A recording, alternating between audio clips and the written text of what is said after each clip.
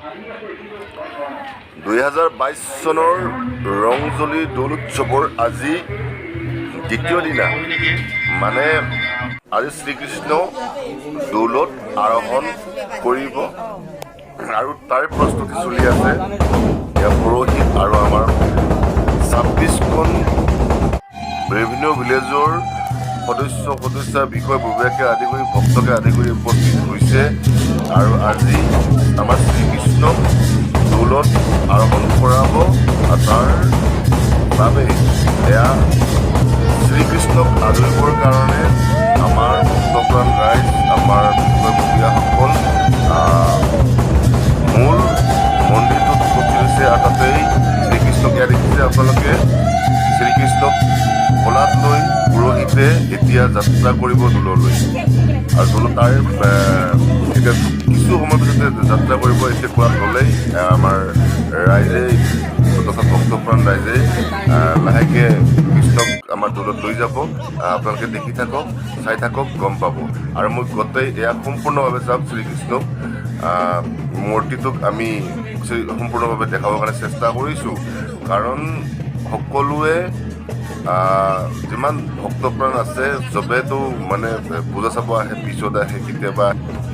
মানে মই ক'ব বিচাৰিছোঁ যে আমাৰ দৌলত শ্ৰীকৃষ্ণ থাকে সেই কথাটো জানে, ভক্তপ্ৰাণ ৰাইজে জানে, কিন্তু শ্ৰীকৃষ্ণৰ মূৰ্তিটো বা কেনেকুৱা কি পিতলৰ, সোণৰ, লোহৰ, প্লাষ্টিকৰ কিটো নেদেখে। সেইকাৰণে মই আৰম্ভণিৰ পৰা সেইটো দেখাবৰ কাৰণে যত্ন কৰিছোঁ। আৰু চাওক এয়া বৰ্তমান দৌলত আৰোহণ কৰাৰ কিছু আগমুহূৰ্তৰ দৃশ্য। ইয়া হোলী খেলিছে, ফাকুৱা খেলিছে, ৰাইজে আশীৰ্বাদ লৈছে, সেৱা কৰিছে। এয়া আমি চাওঁ। এতিয়া আমাৰ পুৰোহিতে দৌলত স্থাপন কৰিব, আমাৰ শ্ৰীকৃষ্ণক আৰোহণ কৰাব। এয়া তাৰে যাত্ৰা। এয়া পুৰোহিতে দৌলত স্থাপন কৰিবৰ কাৰণে ওপৰলৈ উঠি গৈছে, আৰোহণ কৰিছে। আৰু আমি এই বিষয়ত কমিটিৰ পৰা কিছু কথা জানিম। আমাৰ লগত আছে এটা নিউজ চেনেল। এই নিউজ চেনেলটো কিবা DD নিউজ, মই মানে মুঠতে DD আৰু এটা চৰকাৰী চেনেল। তেখেতৰ প্ৰশ্ন কৰিছে, কিবা কৰিছে, তাৰ মাজতে মই সোমাই গৈছোঁ অলপ কিছু কথা জানিবৰ কাৰণে, যিহেতু অভিজ্ঞতা নাই। গতিকে আৰু আমাৰ চাওঁ আমাৰ সভাপতি মহোদয়ে কি কয় চাওঁ, আপোনালোকেও চাওঁ। অসমবাসীলৈ ডাঙৰ ৰংজলি শ্ৰী শ্ৰী ৰামচন্দ্ৰ বিগ্ৰহ সমিতিৰ তৰফৰ পৰা হোলীৰ শুভেচ্ছা যাচিছোঁ। আমাৰ আজিৰ পৰা প্ৰায় 470 বছৰ পৰম্পৰা ৰক্ষা কৰি আমি এইবেলিও ডাঙৰ ৰংজলি শ্ৰী শ্ৰী ৰামচন্দ্ৰ বিগ্ৰহ সমিতিয়ে 5 দিনীয়া কাৰ্যসূচীৰে অতি উলহ-মালহেৰে দৌল উৎসৱ পালন কৰিব লৈছোঁ।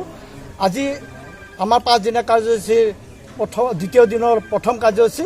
যোৱাকালি আমাৰ কাৰ্যসূচীত আছিল আমাৰ অধিবাস আৰু যিটো অধিবাস সেইটো যোৱাকালি আমাৰ সমাপ্ত হৈ গ'ল। আজি আমাৰ শ্ৰীকৃষ্ণৰ দৌলৰ ওপৰত আৰোহণ এই কাৰ্যসূচীতে বৰ্তমান আমাৰ শেষ হ'ল।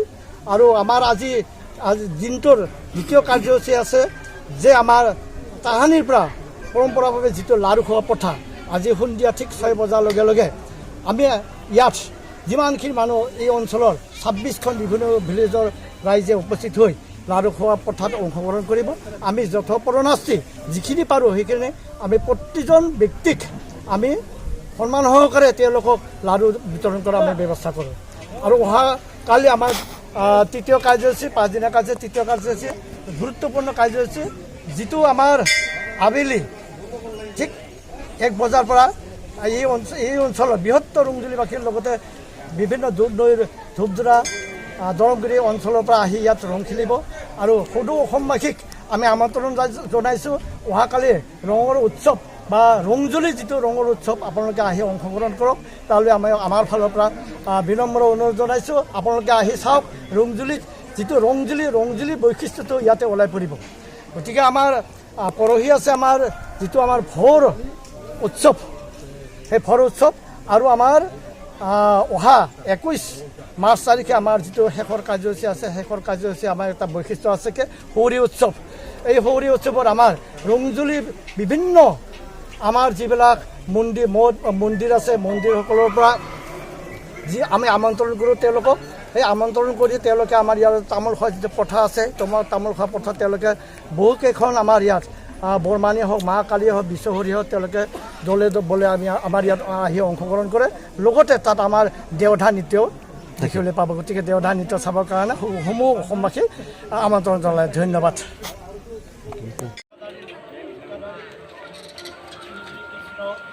এতিয়া সন্ধিয়াৰ লাড়ু খোৱা দৃশ্য আমাৰ প্ৰত্যক্ষ কৰি আছে আপোনালোকে এতিয়া কথা হ'ল এইখন দৌল উৎসৱ 470-80 বছৰ বয়সৰ হৈছে মানে প্ৰতিষ্ঠা হৈছে এতিয়া কথা হ'ল কেনেকৈ এই দৌল উৎসৱটো পালন হৈছিল আগতে আৰু কোনে কৰিছিল ইয়াৰ প্ৰতিষ্ঠাপক কোন আছিল সেই বিষয়ে আমি নেক্সট ভিডিঅ'ত আলোচনা কৰিম আৰু নেক্সট ভিডিঅ'ত আপোনালোকক জনাম যে এই দৌল উৎসৱটো 470-80 বছৰ বয়সৰ আগতে কেনেকৈ আমাৰ ইয়াত ৰংজলীত স্থাপন হৈছিল সেই বিষয়ে আমি দুজনমানৰ লগত কথা পাতি আপোনালোকক জনাম নেক্সট ভিডিঅ'ত গতিকে এতিয়া আমি লাড়ু খাওঁ লাড়ু খোৱা দৃশ্যবিলাক আপোনালোকে দেখুৱাই আছোঁ আপোনালোকে চাওক আৰু আমাৰ ৰংজলী কেনেকৈ নাম হ'ল তাক মানে জনাবৰ কাৰণে আমি চেষ্টা কৰিম আৰু সেই জানিবৰ কাৰণে আপোনালোকে মোৰ চেনেলটো ছাবস্ক্ৰাইব কৰক মোৰ চেনেলটো চাওক চোৱাৰ পিছত আপোনালোকে গম পাব যে ৰংজলীৰ কিছু দৌলৰ ইতিবৃত্ত কিছু কাহিনী কিছু ইতিহাস আপোনালোকে দেখিব আৰু এতিয়া সন্ধিয়াৰ আমি ঢুলীয়া বাতি বুলি কওঁ আমি যেতিয়া সন্ধিয়া হোৱাৰ লগে লগে আমি ইয়াতে ঢুলীয়া বাতি নিমন্ত্ৰণ কৰি আছোঁ 4 নিশাৰ কাৰণে আজি প্ৰথম নিশা ইয়াতে আজি প্ৰথম নাটিকা আৰম্ভ কৰিছে নাটিকা বুলি কওঁ খুব সুন্দৰ শ্ৰীকৃষ্ণ ঢুলীয়া নাট্য দল খুব সুন্দৰ প্ৰদৰ্শন কৰিছে সুন্দৰ মানে কি বুলি কয় আৰম্ভণি কৰিছে নিশ্চয় আমি শেষৰ ফালেও বা মাজৰ ফালেও ভাল আমোদ পাম এইবাৰ আমন্ত্ৰণ কৰি আনিছোঁ প্ৰত্যেক বছৰে আহে বেলেগ বেলেগ দল আহিয়ে থাকে এইবাৰ প্ৰথম আহিছে ইহঁতে এনে বেয়া দেখা নাই ছোৱালীবিলাকক কিবা ধুনীয়াই দেখিছোঁ ল'ৰাবিলাকক কিবা অলপ ব্লেক দেখিছোঁ যিয়ে নহওক এইটো ঢুলীয়া দল ইমানখিনি উন্নত হৈছে আগতে কিবা বস্তা ফস্তা কিবা এনেকুৱা ধৰণৰহে দেখিছিলোঁ আমি যেতিয়া সৰু সৰু হাফ পেণ্ট পিন্ধি আহিছিলোঁ এতিয়াতো অলপ কিবা শাৰী চাৰী একদম মানে কিবা কিবি পিন্ধে যি নহওক ভাল লাগিছে আমি আজিৰ কাৰ্যসূচী ইয়াতে শেষ কৰি আমি অহাকালিৰ কাৰ্যসূচীলৈ গুচি যাওঁ মানে ৰাতিপুৱা আবেলিৰ কাৰ্যসূচী মানে ৰং খেলা কাৰ্যসূচীলৈ গুচি যাওঁ আহকচোন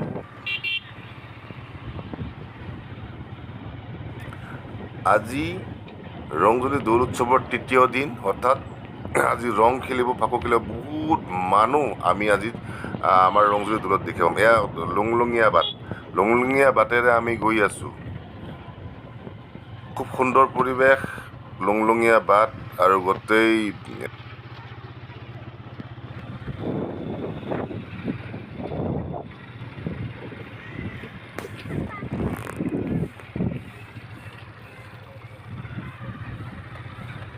ইয়াৰ পৰা ৰাস্তাটো বেয়া এইটো বৰ দুখৰ কথা আমাৰ ৰংজলীতো বহুত ডাঙৰ ডাঙৰ বছ আছে ৰাজনৈতিক বীৰ আছে আহি থাকে তো ৰাস্তাটো চাব লাগে অলপমান কিমান ভক্তপ্ৰাণ ৰাইজৰ কিমান অসুবিধা হয় ৰাস্তাটো বেয়াৰ কাৰণে কিন্তু সোনকালে কৰি দিব লাগে আজি ইমান 470 বছৰ বয়সৰ এটা দৌল উৎসৱ তো প্লিজ আমাৰ বছবিলাকে অলপ চাব আৰু বছ বুলিয়ে ক'লোঁ ৰাজনৈতিক বিদেই হওক বা ডাঙৰ ডাঙৰ মানুহেই হওক বহুত ডাঙৰ ডাঙৰ মানুহ আছে তো চবে দান দক্ষিণা কৰক দাতা দিয়ক কিয় ৰাস্তা ভাল নহ'ব আমি অৱশ্যে ৰাইজে কৰিব পাৰোঁ ৰাইজে ৰজা বেলেগৰ আশা কৰিও লাভ নাই তো নিশ্চয় অহা বছৰ আমি পকী ৰাস্তা দেখিব পাম বুলি আশা কৰিলোঁ নহ'লে গোটেই বিৰাট দুখ পাম আৰু মোৰ ফ্ল'ৱাৰ্ছবিলাকো দুখ পাব যিসকলে এইবিলাক চাই আছে সিহঁতেও দুখ পাব আৰু কাৰোবাৰ ভৰি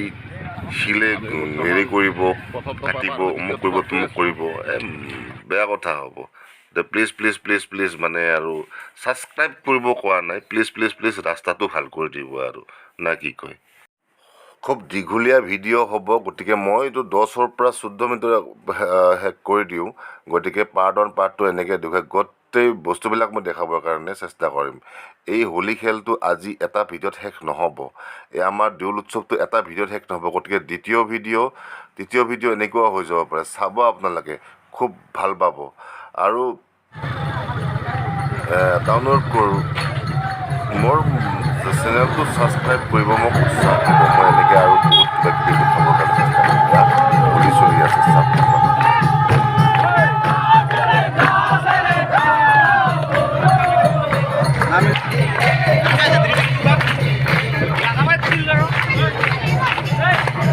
এয়া ৰংতুলিৰ ৰং।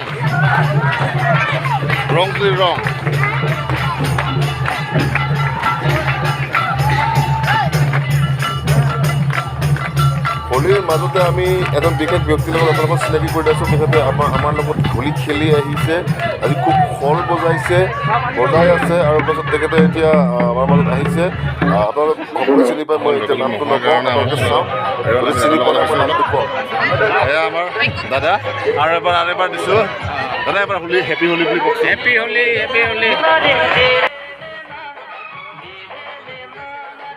আৰু আমাৰ মৰমৰ দৃষ্টি ৰাজখোৱা ওৰফে মনোজ ৰাভা, এসময়ত আলফা নেতা আছিল, বহুত ডাঙৰ, বহুত অসম কঁপাই থকা, আৰু লগতে বৌকতো কোনেও চিনি নাপায়, তেওঁৰ অৰ্ধাংগিনী বৌ।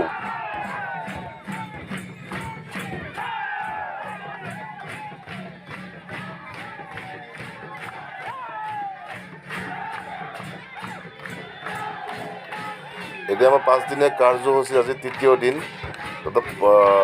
তৃতীয় দিনত আমি হোলী খেলি এই মানে শেষ মুহূৰ্তত আহিছোঁ। ইয়াৰ পিছত আমাৰ যিমান দৌলৰ কাৰণে মানে ৰং খেলাৰ কাৰণে ইয়াতে মানে দৌল কি বুলি কয় এইটো, নাম পাৰ্টি, কীৰ্তন পাৰ্টি বা হাবি জাবি কিবা কিবি আৰু এইবিলাক আহিছে। সিহঁতক সন্মান জনোৱা হ'ব, তামোল পাণ দিয়া হ'ব, চাহ পানী দিয়া হ'ব, লাড়ু দিয়া হ'ব।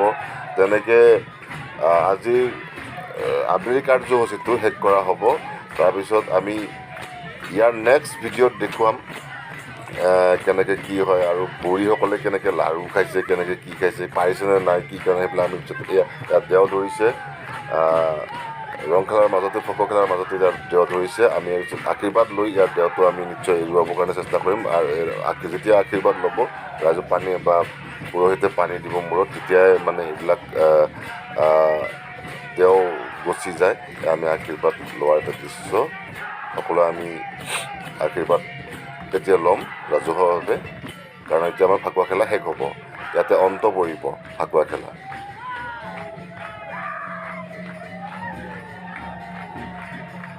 দেও ধৰি আছে, নিশ্চয় দেও কমি যাব, আঁতৰি যাব।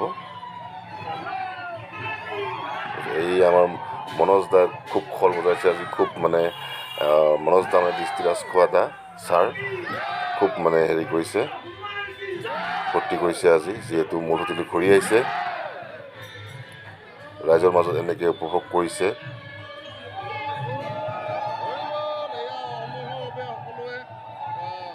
ৰামচন্দ্ৰৰ আশীৰ্বাদ ল'ব আমি দেখা পাইছোঁ।